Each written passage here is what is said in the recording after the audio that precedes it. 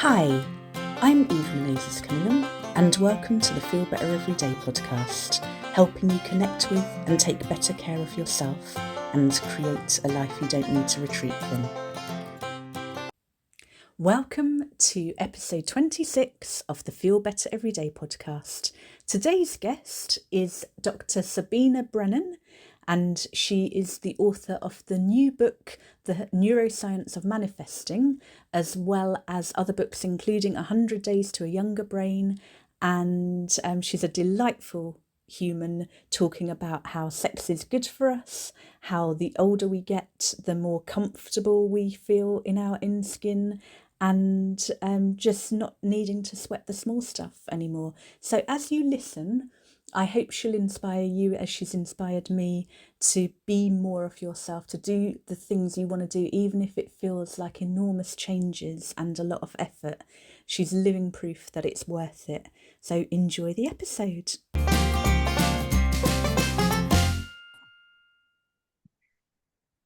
Welcome, Dr. Sabina Brennan. Thank you so much for joining me for the Feel Better Everyday podcast.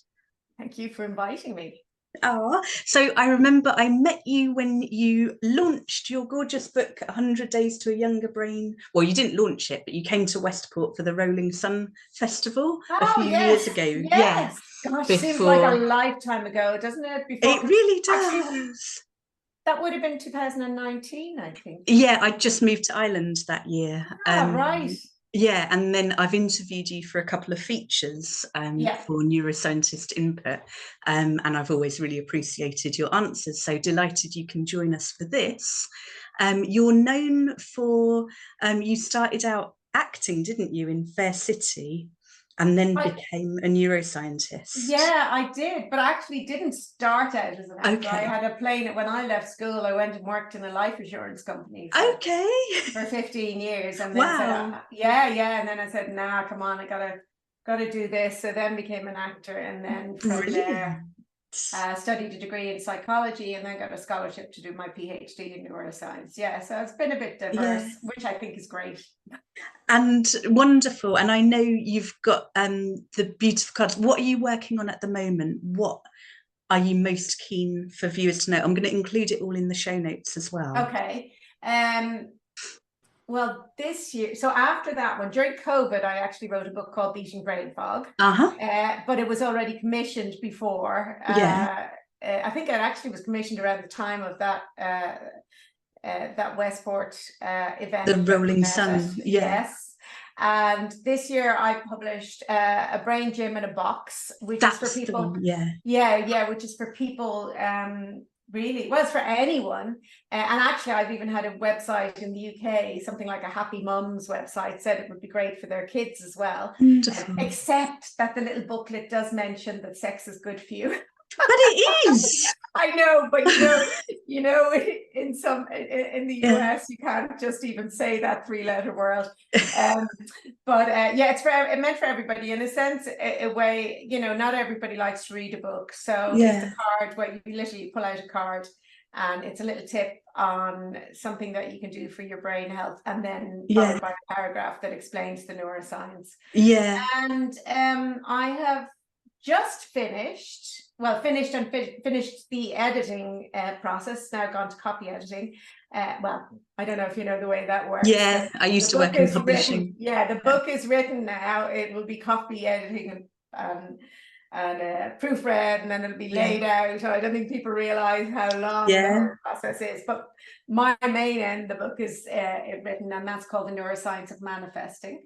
Brilliant. And so I am really excited about that. But that will not be published until June 24, but it is available for pre-order. So I'm very excited about that. So I'll have links for all of these in the show notes. And I love with the cards that it is the practical tip, and also here's why to do it.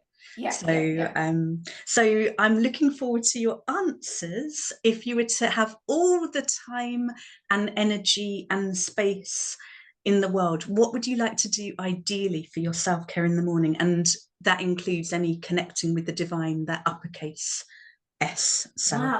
Wow, so I was thinking about this in terms of what I do every morning. If I had all the time in the world, well, I do love what I do, but I'm sitting now looking out at the most beautiful lake. I moved from living in the city 18 months ago, where I lived all my life, well, suburb of a city. Yeah. And we moved here. We have beautiful gardens and a lake, and I find that so restorative.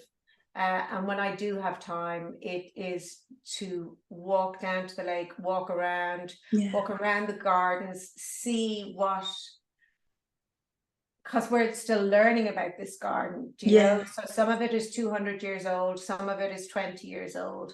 And this morning, actually, I did go for a little while. I mean, I go for several walks in the garden during the day. It kind of is my little break. Absolutely. And I noticed that the rhododendrons have been fooled by the sunny weather, and they've started to bloom, and they're not meant to bloom until May next year. Wow. So they've been fooled by the little blast of sunshine. But I love that, and I never cease to be amazed by new leaf, whatever time of the year, new leaves sprouting, you know, buds coming in, and or things coming into flower, or leaves changing color. I love it, absolutely love it. And then the water, I have to be near water. I grew up by the sea. I grew up in a place called Clontarf by the sea in Dublin. And that's where I lived all my life until 18 months ago. So I knew when we were moving, I had to be near water. And this is a very big lake we're on. And I thought I would miss the sea, but some days, yesterday, the lake was like glass, and kayaking. Today, it's got a few waves on it. Sometimes in the winter, the waves are as big as the sea. So I don't miss it. I love it. So green and blue, because they say, you know, blue screen spaces are very good for your mental health, and also blue spaces. So I have both of them. Wonderful. And what do you have to do each morning, like kind of before you feel able to start your day, if anything? Like what's your essential self-care?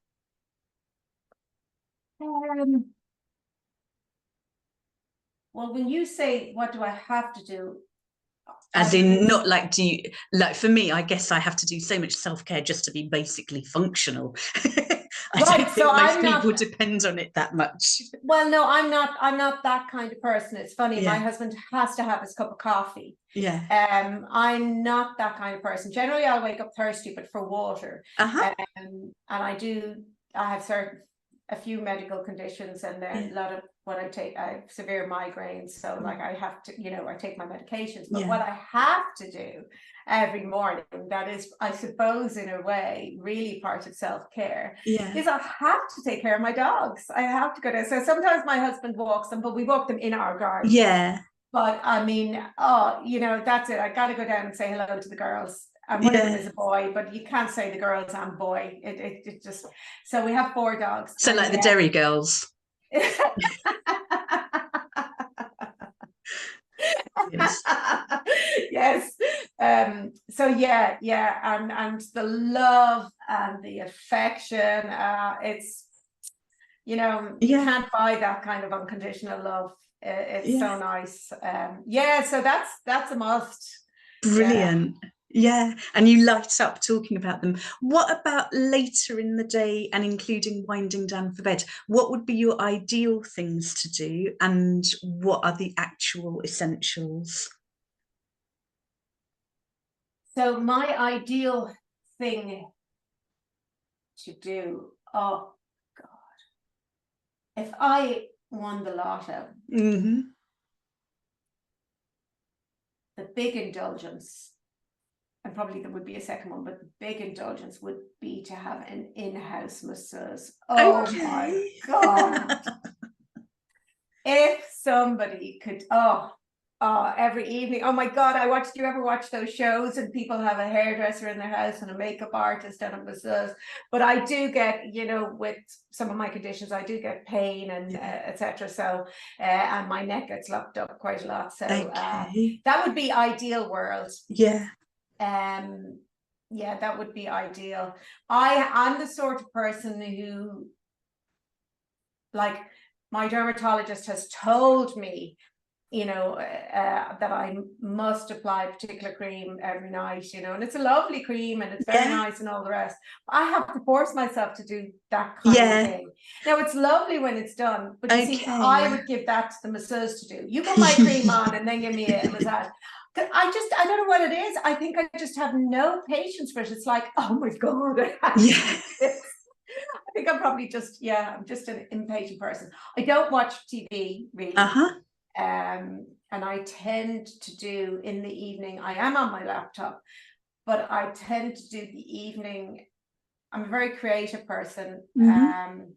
So that's what I kind of tend to do in the evening time at the moment, where we've started to renovate some old buildings out the back. So I'm already designing, well, where we could put that there, and then what will I do there? And I'd be looking for ideas. And so when we moved here 18 months ago, I was in heaven, like, for the first 7-8 months, because I was picking colors for every room and the decor and the furniture. So that's kind of my unwind thing. Brilliant. Kind of do something, creative. Yeah, wonderful.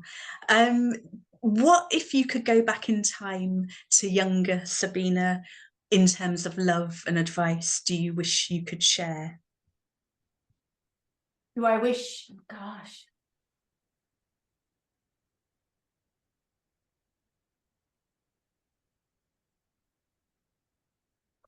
Gosh, that's really, I think believe in yourself, and other people's opinion is just that, their opinion, and don't make it part of your personal narrative. You have the power to create your own narrative, your own story, and bear in mind that it is just a story. The current narrative you have is just a story that your brain made up based on random information. And some of that information could have been something nasty a teacher said to you when you were 4, or something you heard someone say about you behind your back, and because you've given it importance, your brain has added it to the story of who you are. And it's not who you are. You are whoever you want to be. You just have to change that story. So I would like to have learned that sooner. And I'm thinking, even though you'd like to have learnt it sooner, you are a living embodiment of it, having gone from insurance to acting to neuroscience. So I suppose so. And to say to anyone who is kind of getting older, we have such an ageist society that makes that seem like a terrible thing, and actually it's not. I think it's wonderful. I know. I mean, what's the alternative? You die young. Absolutely. I think knowing a lot of kind of women of a certain age, we all feel much more comfortable in our own skin. We all we don't sweat the small stuff. We all are much more focused on what matters to us and what we love. We're also much more inclined to, which is something that, that's very gender specific and very sexist, that as women in society, you're brought up to think, well, you need to, be the good mother and rearing your kids and all those sorts of things. I think with a bit of age comes the realization that, shit, I should have invested more time in myself. And you know what? Now I'm definitely going to do it. Because I think we assimilate a lot of that kind of information, and I don't think men have to assimilate that. Not in the same way, is it? No, I think they put themselves first, and they also have they tend to actually probably overestimate their own abilities, and as a consequence, they probably get on further. It happens career-wise, whereas we tend to kind of be much harder on ourselves and underestimate our capabilities. And I think it's really important that, I suppose what I was trying to say there is it for a lot of us, well, my vintage, I think some things have changed, but certainly my kind of age group, a lot of us have just started to realize, kind of who we are and what we want, and to pay more attention to ourselves. And funnily enough, like myself, a lot of people that I went to school with, etc., sort of maybe hit 40 and took on different careers and went to university. Yeah, which is really nice, because it wasn't available to us. You see, I don't think people really realize that. It wasn't available to us, Yeah. And I think the older we all get, the more we get to know what works for us, and to get rid of all the stuff we think we should be doing and do more of the things that make a genuine difference. That's it. You've only got one life. Yeah. So just, there's a little thing I did it around 2017, actually. It was pretty kind of critical period of my life for lots of personal reasons, but I wrote down all the things that I do and all the things that I am, the roles I play. And I then wrote, this is something that you have to do very privately. Why you do them and how much you enjoy doing them, or why you are them and how much. And then anything that isn't giving you maximum joy, take it off the list. Of course, you will have to leave some items on the list that you don't enjoy, because you have to look after a relative, or you want to do that, but you don't particularly enjoy it, or whatever. But for the most part, it's kind of a culling. And it's just getting rid of all this stuff and just having this core of wonderful stuff that brings you joy. And even the things that you still have to do, even just adding a little more of the joy, it makes the things you have to do more enjoyable or less punitive. Yeah, absolutely. And I think it's just about taking some time out. Like I always say, that make time to make put a space in the diary and make an appointment with yourself and have a little conversation about, actually, what do I really want? Why am I doing this? Because we just get on this kind of roller coaster. And sometimes as well, because the society is so money driven, that we're making decisions about how much money. I'm doing that because I earn a lot of money, so that then I could do this. And then you kind of go, well, is there a way you could do this? But having less of something else, that because you don't have the money, you could just go straight to this. It's like the why behind the why type.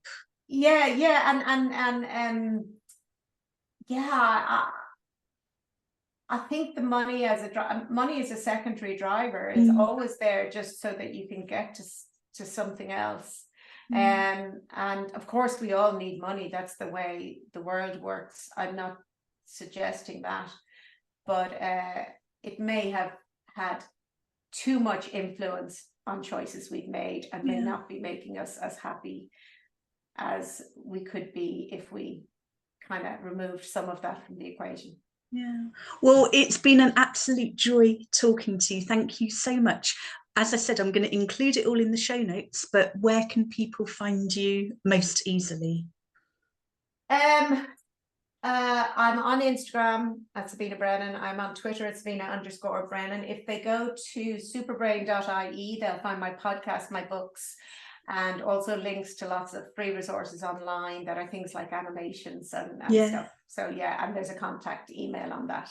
Wonderful. Thank you so much for joining me, and have a gorgeous rest of the day. Thank you. Thank you for listening. This episode was produced by me, your host, Eve Menezes Cunningham, and as you listened to Dr. Sabina Brennan, I wonder if anything came up for you in terms of what you might take off your schedule, in terms of knowing it doesn't bring you any joy and you don't actually have to do it. Do let me know. And if you haven't already, please feel free to subscribe, rate, review, comment, share. I really appreciate all your help in that department, and I'm looking forward to sharing next week's episode with Grania O'Neill, EFT tapping expert.